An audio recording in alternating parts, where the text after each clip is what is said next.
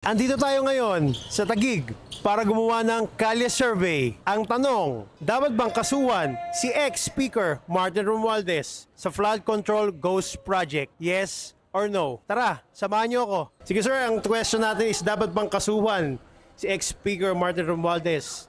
Ayun sa oo, dapat.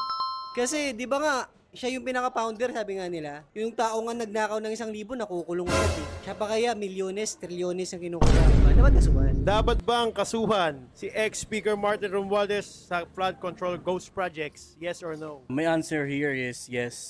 Kasi syempre taxpayer tayo eh. So yung mga ibinabayad natin like for the food of our family, kung ano man yung mga bili natin, we have tax for that. So sa tingin ko kailangan natin yung pagdusahan yung mga naging corrupt. Romualdez sa flood control ghost project, yes or no? At bakit? Yes, kasi marami siyang kulumbat na pera. Yes ako dyan. Ang tanong lang naman po is, dapat bang kasuhan si ex-speaker Martin Romualdez sa flood control ghost project? Yes or no lang po? Yes. Yes, down.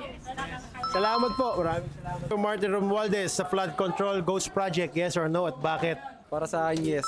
Hindi, para sa akin, yes. Kasi, marami naman na nagtuturo, lalo na yung mga engineer na, na nagsasabi na, which is kasama daw po si Speaker Romualdez. So, syempre, parang sabihin na natin sa, siguro alam naman natin sa atong issue na to is flood control is bihira lang makulong yung mga, yung mga matataas posisyon like mga senador, ganun. Well, ito dapat si Romualdez sa tingin ko dapat siyang makulong. At Flood control ghost project, yes or no po? Kung kasama ba siya sa sa mga nangurap, edi natural kasuhan. Ay nararapat. Salamat po. Maraming salamat, sir. Yes po, kasi marami na siyang nakakorap na tao at mga nangangailangan din para sa atin na dapat nasa atin talaga mismo. Okay po, sir. Yes din po. Ganun din po yung sabi. Maraming salamat, sir. Salamat po. Speaker Martin Romualdez sa flood control ghost project, yes or no? of course, syempre dapat. Kumbaga, lahat tayo nagsasuffer dahil para lang sa benefit nila. And ayun, dapat. Para sa akin, dapat siyang kasuhan. Yes or no at bakit po? Sa tingin ko, hindi po. Hindi po. Bakit po? Kasi po, wala pa naman pa sila sa proper court eh. Or wala pa naman po nagpa-file ng case. So, lahat ng mga sabihin na nating bintang or puro spekulasyon pa lang. Dapat lang kasuhan yan. Kasi niluluko ang taong bayan. Dapat nga. Tatlong bagyo na ang dumaan. Dapat dinala na siya ng yung mga kontraktor na yan. Dapat sumama na sa bagyo para nawala na yung mga kurakot na yan sa bayan. Pahirap sa atin yan. Ayun lang po. Kayo, sir! Dapat talaga, bukod dyan kay Romualdez, hanapin pa yung kaitaas-itaasan yan. Hindi mangyayari yan kung walang alam yung namumuno. Speaker Martin Romualdez para sa flood control ghost project. Yes. Dapat po bang kasuhan? Yes or no? Yes! Mayroong pagkakasala eh. Kung may pagkakamali siya, di kasuhan. Salamat po. Thank you, Tay. Thank you po. So, ayun po, sa 20 kausap namin kanina, 19 ang yes at isa lang ang no. So, tara, tuloy pa tayo. Yes or no lang po. Kung dapat po ba siyang kasuhan? Siyempre naman, dapat lang. Pera ng taong bayan yun eh. Dapat, kung mapapatunayan na nagkasala siya. Hindi naman totoo yun, di ba? Ay, yun po yung sagot nyo. Bali, no po. No. Salamat po. Salamat po. Ghost project, yes. Yes po. Yes po. Flood control ghost project. Yes. Kasuhan si ex-speaker Martin Romualdez sa flood control ghost project. Yes na yes na yes na yes. Yes. Kaya nagparap po sila. Oh, yes.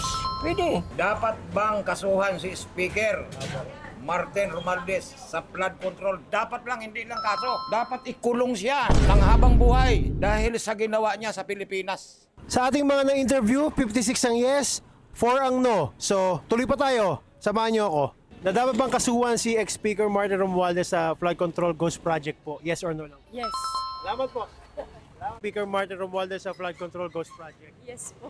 Thank you. Sa flood control ghost project. Yes or no po? Yes. Salamat po. Sa kanya lahat ng pondo, siya nakakaalam. Dapat kasuhan, dapat death penalty. Salamat po. Maraming salamat. Yes po. Marami na silang nabiktima na yung pagnanakaw po. Salamat po. Maraming salamat. Speaker Martin Romualdez sa flood control ghost project. Yes po. Kayo po, sir, habang nag-iiwa. Oo naman, kasi yan eh, speaker yan eh. Kayo po, sir. Dapat nga, bitahin pa yan eh. Kasuhan nyo na, sir. Kayo po. Okay, kasuhan nyo na yan. Yes. Salamat po. Maraming salamat po. Dapat maalis na siya. Sa Flood Control Ghost Project. O dapat lang kasi may kaso siya di ba? May kasama siya dun sa mga nabigyan So dapat lang. Salamat po, sir. Salamat po. Flood Control Ghost Project. Dapat lang. Kasuhan. Sir, dapat pa kasuhan, sir? Oo, dapat. Sa tingin nyo, bakit po? Siya yung pasimuno sa flood control ng pangurakot Salamat po, sir. Salamat po. Romualdez, Flood Control Ghost Project. Dapat lang siyang kasuhan dahil ang taong bayan yung kawawa dito. Yun lang. Salamat po, sir. Salamat po. Sa Flood Control Ghost Project. Kung ako naman, bakit kakasuhan mo? Ano atraso mo? Hindi na dapat kasuhan mo.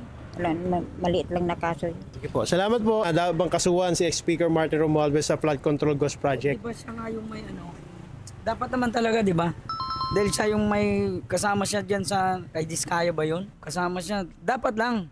Kasuhan yun. Kasi perang taong bayan yun, kinuha nila Sayang naman dapat mabawi nga yun. Kahit paano, may pamahagi sa mahirap. Lalo ngayon, kailangan. Gaya namin, gaya ganito. Dito kami, nagdumalabang kami ng parehas. Tapos sila, paupo-upo lang. Yun, nagkakamal sila ng pera, mga lalaki. Galing din naman sa taong bayan yung kinuha nila Dapat balik nila. Salamat po, sir. Maraming salamat sa boses nyo. Salamat. Project. Bitayin! Bitayin dapat mga kurakot yan. Di ba? Bitayin ang kurakot. Dapat yan ikulong.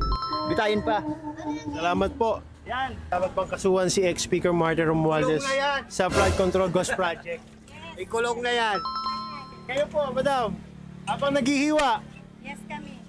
Hanggat may baha, may buhaya. Salamat po, salamat po. Sa 100 na interview natin dito sa Taguig, 94 ang yes, 6 ang no. So samahan niyo po ulit kami sa next na Kalye Survey. Maraming salamat po.